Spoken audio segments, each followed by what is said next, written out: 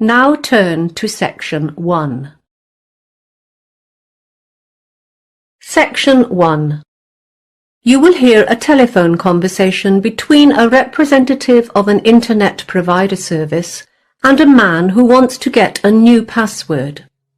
First, you have some time to look at questions 1 to 7.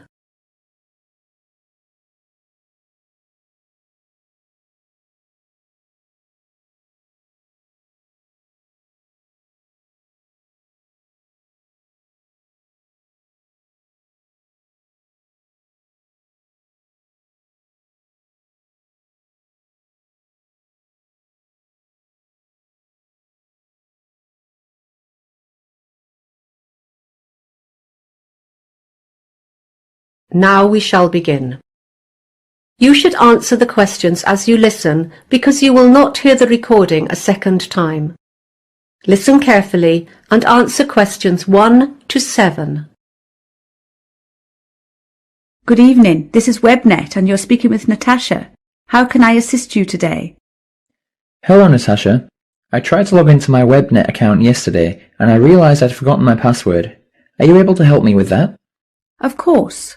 What I'll need to do is ask you a few questions to check your identity, and then I'll issue you with a new password. Is that okay? No problem. Firstly, can I have your full name, please? Michael Simmons. S-I-M-M-O-N-S. I don't have a middle name. Great. And your date of birth? It's the 27th of the 3rd, 1988. Right. And I also need to know your previous address. I live at 12 Wake Street, and that's in... We have that as your current address. What was the address you registered with us before you moved there? Oh, yeah. I used to live at 319 Ocean Drive. That's in East Providence. I'll just need your contact phone number as well. That's 0492 48002. And just a few questions about your account. Do you know what your current data allowance is? I upgraded to the Gold account not long ago, so it's unlimited. Yes, unlimited data. Right, now can you just tell me about your payment plan? Which plan are you currently on? Do you know? Oh, hang on a minute while I think. Yes, I started off with a 12-month automatic renewal, but a few months ago I switched to the 24-month plan. That's fine. Now when you first registered for WebNet, you selected 2 secret questions and provided us with the answers. In order to issue you with a new password, I need you to answer those questions for me. Firstly, what is your mother's maiden name? My mother's name is Sarah. That's Sarah with an H. That sounds like her first name. We're looking for her maiden name. That's her family name before she was married. Oh, sorry, I misheard. It's, White.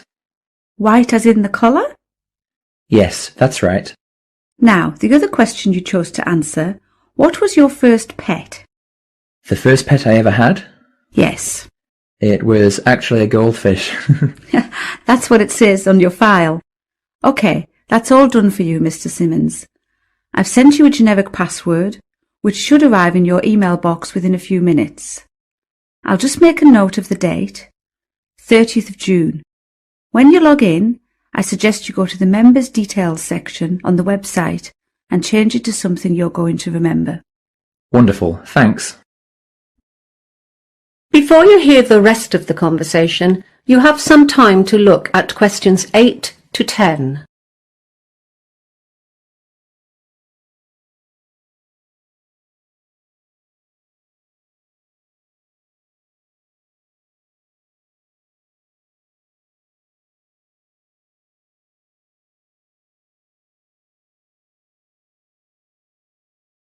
Now listen and answer questions 8 to 10. Is there anything else I can help you with today? Yeah, there are a few things. I've been having some connection issues recently. I think the problem is with the cable that connects the modem to the computer. Do you supply those? You need a new cable. Not a problem. I'll arrange for that to be sent off tomorrow. Thanks. Also, I'm currently signed up for 3 of your services: home phone, mobile and broadband. I use the internet a lot, on my computer and on my mobile, But to be honest, I never use the home phone, and I don't see why I should keep paying for that plan. Would you like me to cancel that home phone for you? Yes, please, if you wouldn't mind. Done. Is there anything else? Yes, just one last thing. Do you offer any antivirus products? Yes, we have one which offers full protection against viruses, spam and identity theft, which is useful if you're doing any online banking and that kind of thing. It's called the Security Pack. Sounds perfect. Sign me up for one of those, please. And we've got another one. It's called the Parenting Pack. It prevents your children from accessing harmful websites and downloading things they shouldn't. I'm not so worried about that anymore. Both my children are adults and have left home. So, just the security pack, thanks. That's everything. That is the end of section 1. You now have half a minute to check your answers.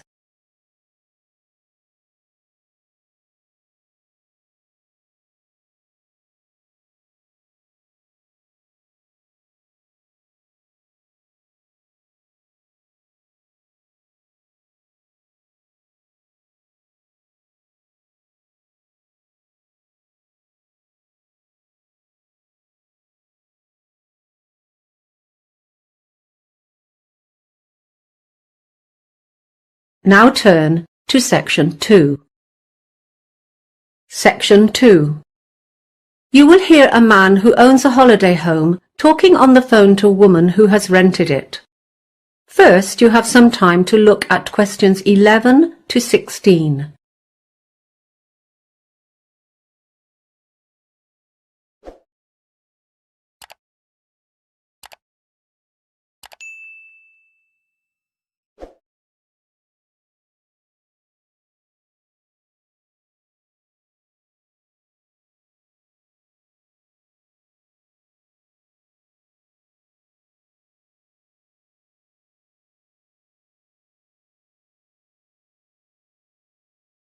Now listen carefully and answer questions 11 to 16.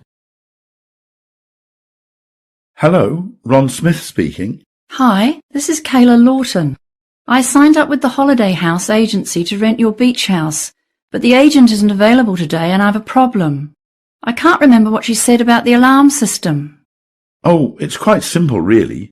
The main thing to remember is to enter by the back door, which leads into the kitchen, because that is where the alarm is situated, right next to the light switch, just beside the door. If you go through the front door into the living room, it will take you longer to reach the alarm, and you only have a few seconds to deactivate it. The code is 3498. Okay, I've got that. The agent will have given you the back and front door keys, but there are other keys that you may need for the garage, the laundry, and the little garden shed.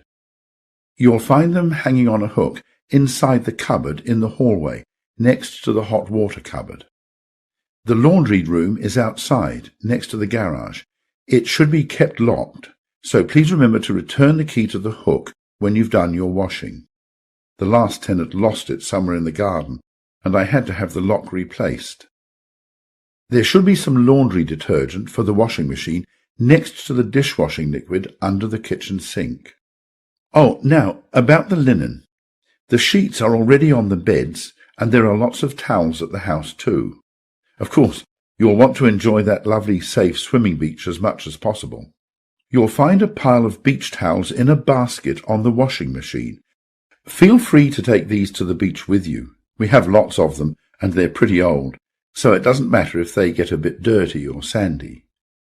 There are other newer towels for use in the bathroom only.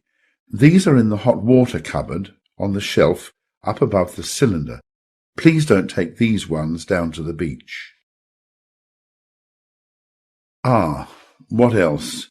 Oh yes, I should tell you that the electricity supply is generally reliable, but sometimes there are power surges which make a few light bulbs blow. If that happens, don't worry. There are spare light bulbs in a shoebox on the chest of drawers in the bedroom. That reminds me, the main power supply is switched off at the mains box, which is above the front door. The first thing to do when you arrive is to pull down the large lever. It's clearly labelled mains switch. You don't need to touch any of the other switches. Thank you. Anything else?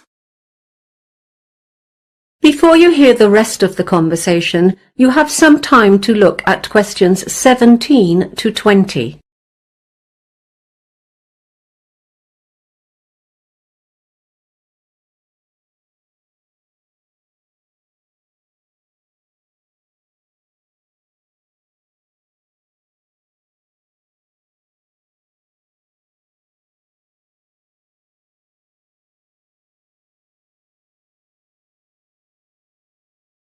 Now listen and answer questions 17 to 20. Oh, one more thing. Something that might interest you is a folder of local information. You know the sort of thing. Interesting places to visit, opening hours for the shops and services in the town, plus a little map of local walks. It's on top of the TV along with the remote control. Parking in the town is usually really easy, except for weekends, when the place is swamped with tourists, so I would recommend doing your shopping on weekdays.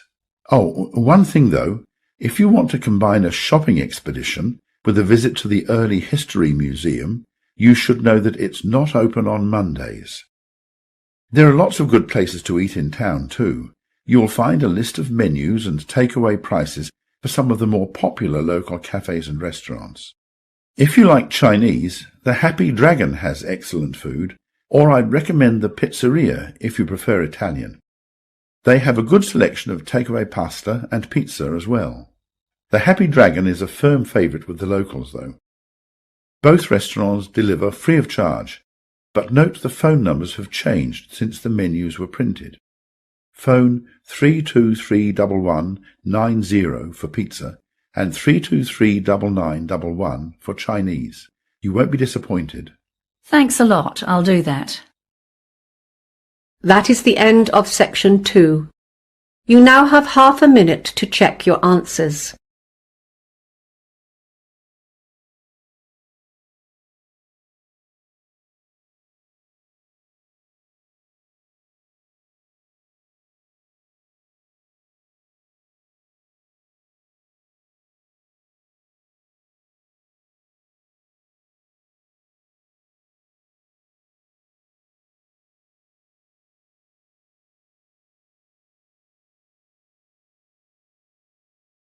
Now turn to section 3. Section 3. You will hear a college professor and a postgraduate student, Diana, discussing her recent internship experience. First, you have some time to look at questions 21 to 25.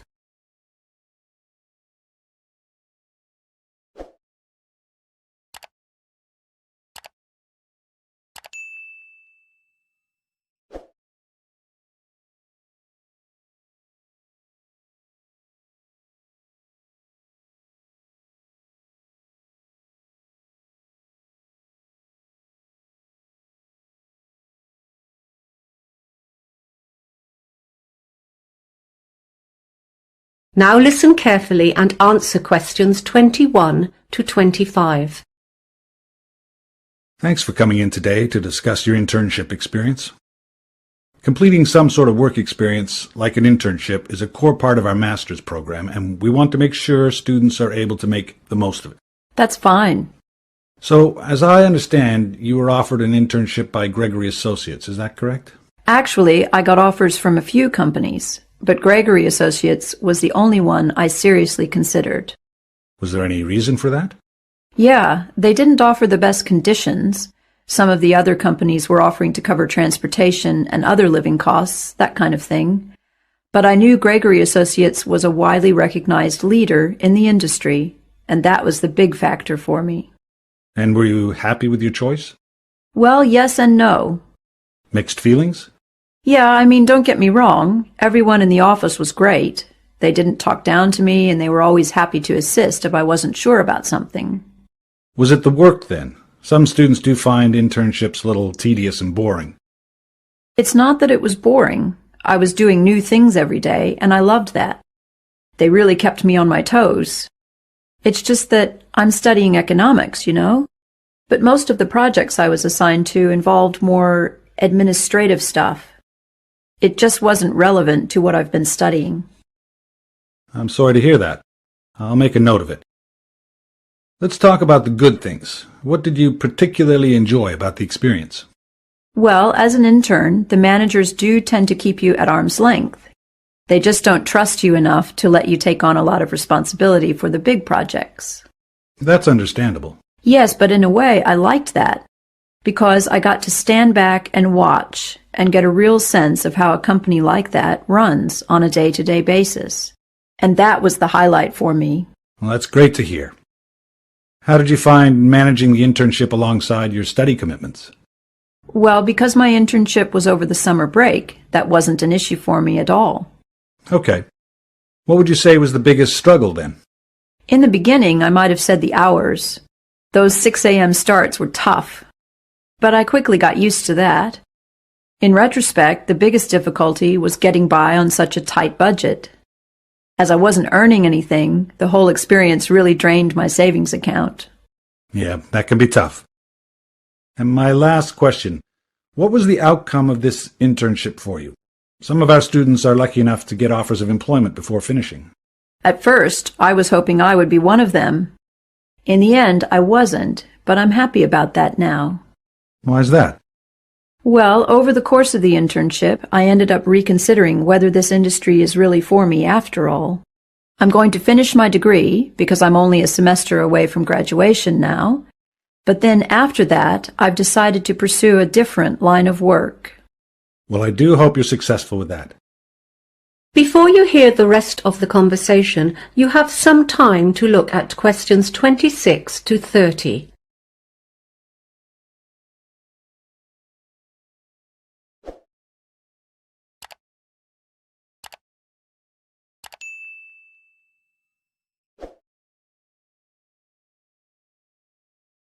Now listen and answer questions 26 to 30.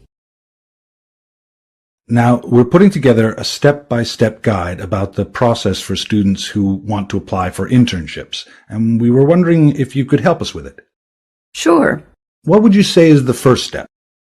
Before they do anything else, students need to get their documents sorted. Companies need to see all sorts of things, such as reference letters and verified copies of academic transcripts.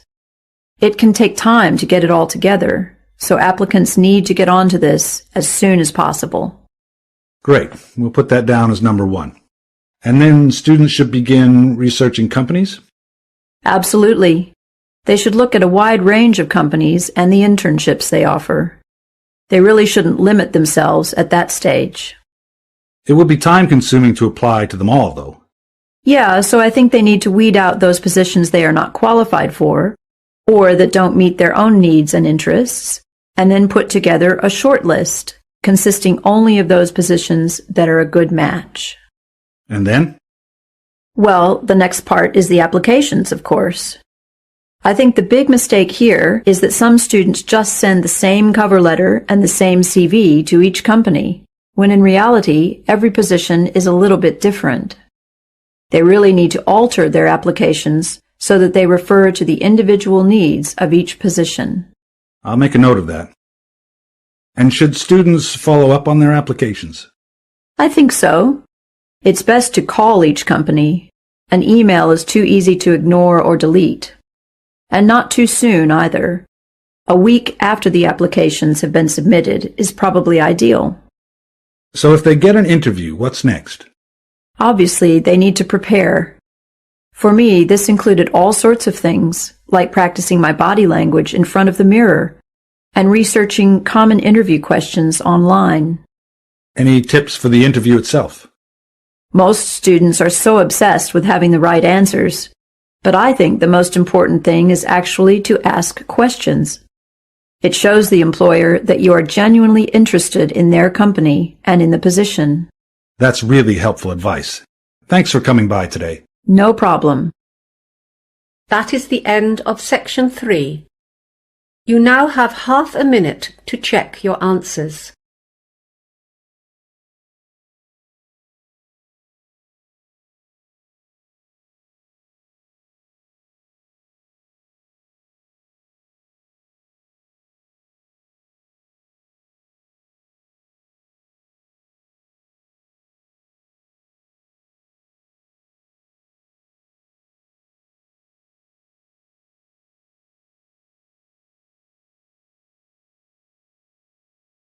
Now turn to Section 4.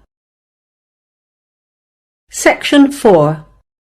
You will hear the first lecture of a course in development studies. First, you have some time to look at questions 31 to 40.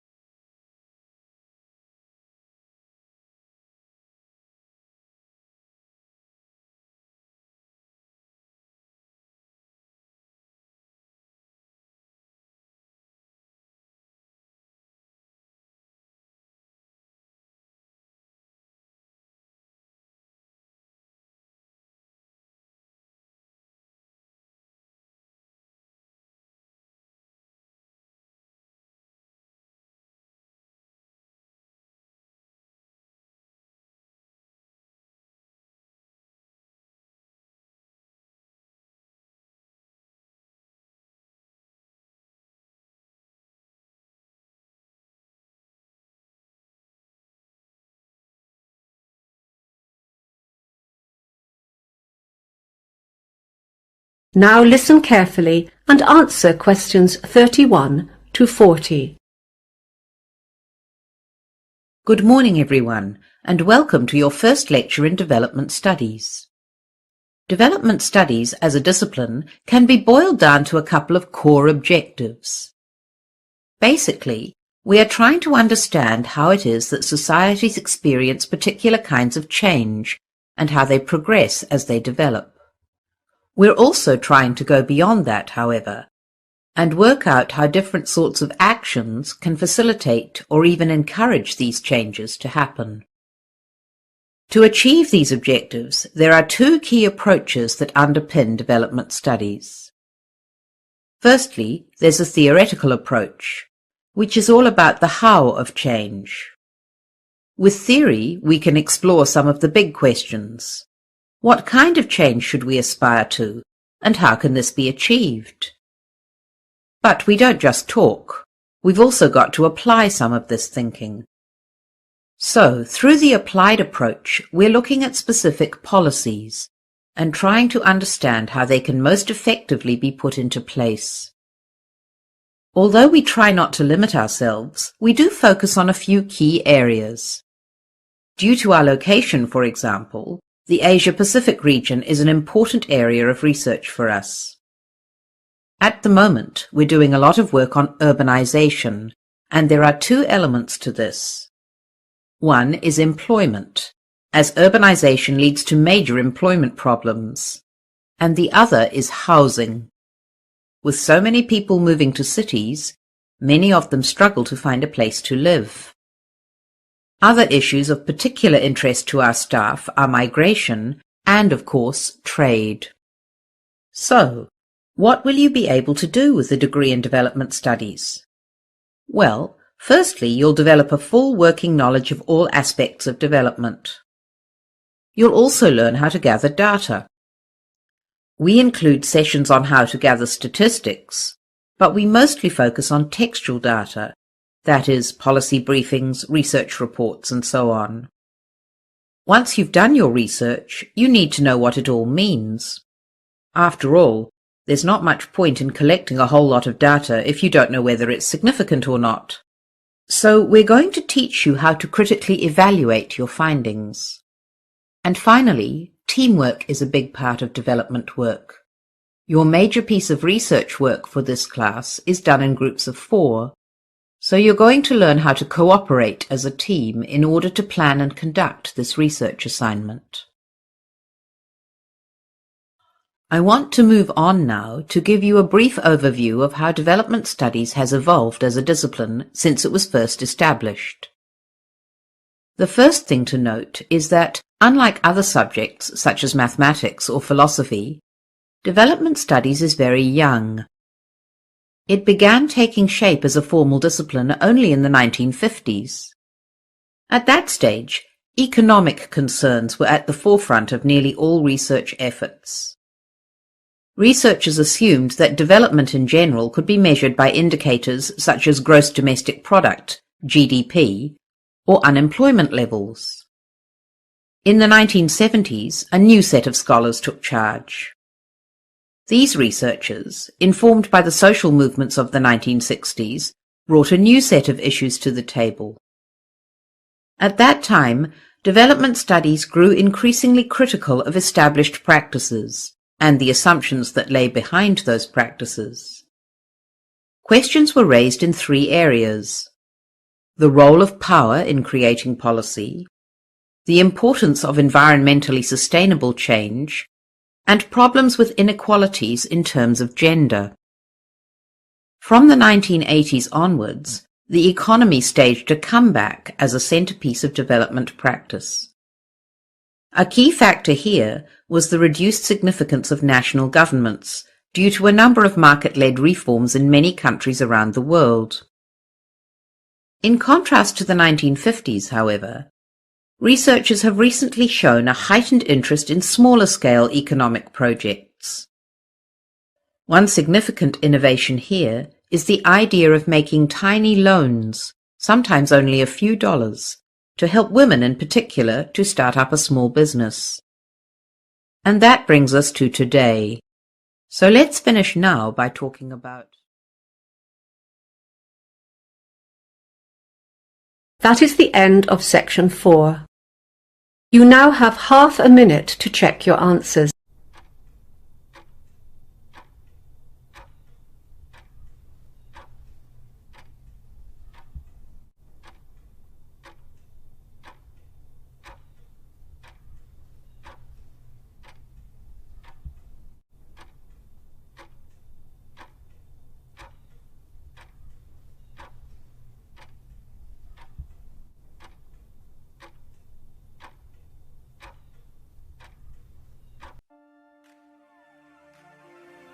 That is the end of the listening test. In the IELTS test, you would now have 10 minutes to transfer your answers to the answer sheet.